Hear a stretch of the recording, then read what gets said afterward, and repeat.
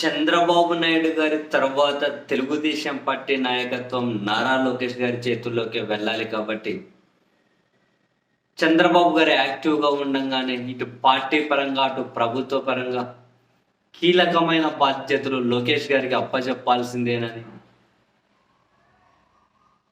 కొన్ని రోజుల నుంచి టీడీపీలోని కొన్ని వర్గాలు బహిరంగంగానే డిమాండ్ చేస్తూ ఉన్నాయి. బట్ రాజకీయంగా ఎలాంటి బాధ్యతలు అప్పచెప్పినా కూటమిలోని కీలకమైన జనసేన పార్టీ నుండి విమర్శలు వస్తాయో రావో తెలియవు, కానీ ప్రభుత్వ పరంగా నారా లోకేష్కి ఉప ముఖ్యమంత్రి ఇవ్వాలి అని చెప్పి ఇంతకుముందే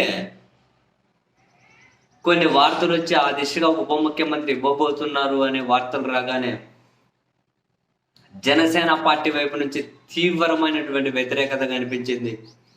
చివరికి టీడీపీ అధినాయకత్వమే నారా లోకేష్కి డిప్యూటీ సీఎం అనే మాటలు మాట్లాడకండి,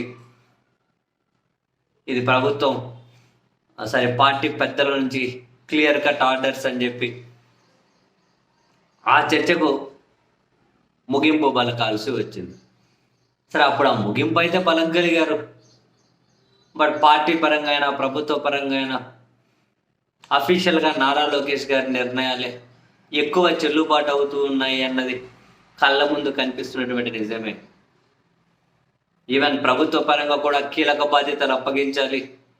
చంద్రబాబు గారు ఇప్పుడే ప్రతిదీ కూడా మానిటర్ చేసుకుంటూ ఉండాలి, లోకేష్ గారిని ఫ్యూచర్ లీడర్గా తయారు చేయాలి అని చెప్పి టీడీపీలో డిమాండ్స్ ఎప్పటి నుంచో ఉన్నాయి.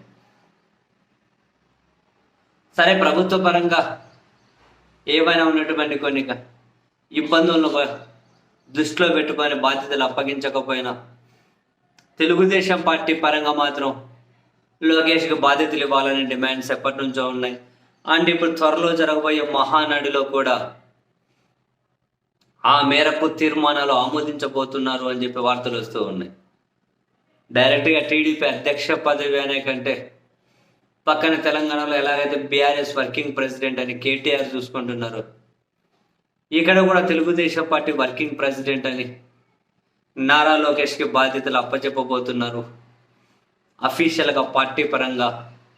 ఆ మేరకు మహానాడులో నిర్ణయం తీసుకోవడం లేదంటే తీర్మానాలు ఆమోదించడం చెయ్యబోతున్నారు అని చెప్పి అయితే పెద్ద ఎత్తున టీడీపీ మీడియాలోనే వార్తలు వస్తూ ఉన్నాయి.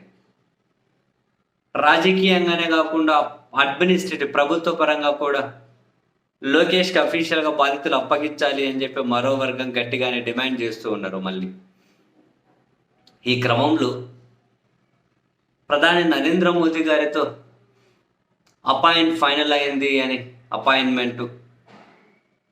నారా లోకేష్ గారు ఢిల్లీలో రేపు అనగా శనివారం రోజు నరేంద్ర మోదీ గారిని కలవబోతున్నారు అని, అందుకని యాక్చువల్గా 3 రోజుల అనంతపురం పర్యటనను ముందే ముగించేసుకొని నారా లోకేష్ హైదరాబాద్ చేరుకుంటున్నారు అని, శనివారం కుటుంబ సభ్యులతో సహా వెళ్ళి ప్రధాని గారిని కలవబోతున్నారు అని.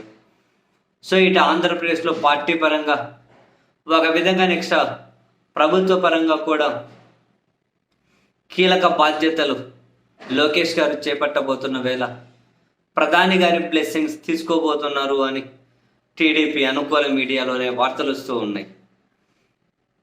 మరి లోకేష్ గారి ప్రమోషన్ పార్టీ వరకు ఆగిపోతుందా, లేదా ప్రభుత్వ పరంగా కూడా లోకేష్కి ఏమైనా కీలక బాధ్యతలు అప్పగించబోతున్నారా? ఆ మేరకు నరేంద్ర మోదీ గారి దగ్గర నుంచి లోకేష్ బ్లెస్సింగ్స్ ఏమైనా తీసుకోబోతూ ఉన్నారా? ఇంట్రెస్టింగ్, చూద్దాం.